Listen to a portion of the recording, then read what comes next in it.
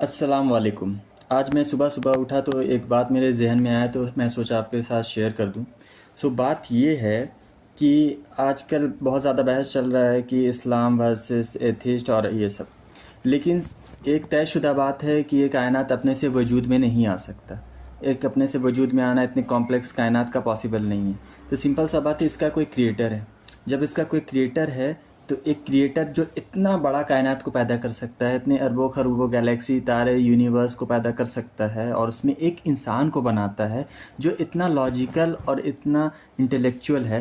یہ انسان ایک عام جانور کی طرح نہیں ہے، اس کے پاس بہت زیادہ دماغ ہے، اتنا انٹلیکچوئل ہے، اور اتنے بڑے کائنات کو بنانا، اس کے بعد اتنے انٹلیکچوئل ہیومن بینگ کو پیدا کر دینا، وہ ایک اللہ کا قدرت ہے، ٹھیک ہے۔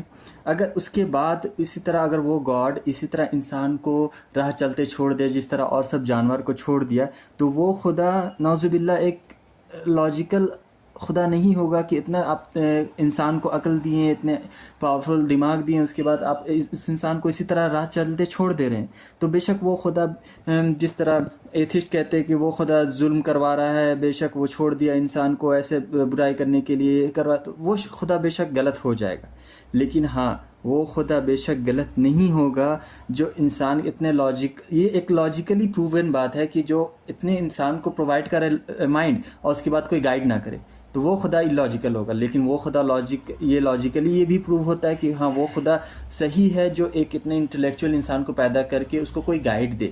تو بے شک اگر انسان کو پیدا کیا گیا ہے تو اس کو کوئی گائیڈ ملنا چاہیے، تو وہی گائیڈ ایک قرآن ہمارا ایک گائیڈ ہے۔ تو اس لیے یہ سب سارا سیکوینس ہے۔ اتنے لاجیکل انسان کو پیدا کرنا، لاجیکل انسان کو اسی طرح چھوڑ نہیں سکتے تھے، تو اس کو گائیڈ پرووائڈ کرنا۔ گائیڈ کیا ہے؟ ایک بک ہے، وہ بک ہے قرآن۔ اب قرآن میں بھی گائیڈ کیا ہے؟ گائیڈ مقصد ہے ہم لوگ کا، زندگی کا مقصد۔ زندگی کا مقصد کیا ہے؟ زندگی کا مقصد اللہ کی عبادت کرنا۔ اور اللہ کی عبادت کرنا کیا ہے؟ کہ اللہ کی عبادت کرنا مطلب صحیح راستے پر چلنا، برائی سے روکنا، خود کو اچھائی کے راہ پر لے جانا، نیکی کرنا۔ نیکی کیا ہے؟ اللہ کی عبادت صرف مسجد میں کرنا ہے کہ نیکی نہیں ہے، انسانیت کی مدد کرنا، ماں باپ کی خدمت کرنا، یتیموں کی خدمت کرنا، غریبوں کی خدمت کرنا، یہ سب عبادت ہے، یہ سب قرآن میں مینشن ہے۔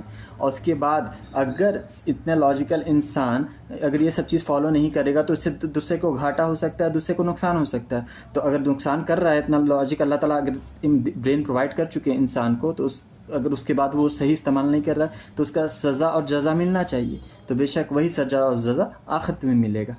تو یہ سارا اسلام کا سیکوینس ہے، اس لیے اسلام ایک بیسٹ مذہب ہے۔ Thank you.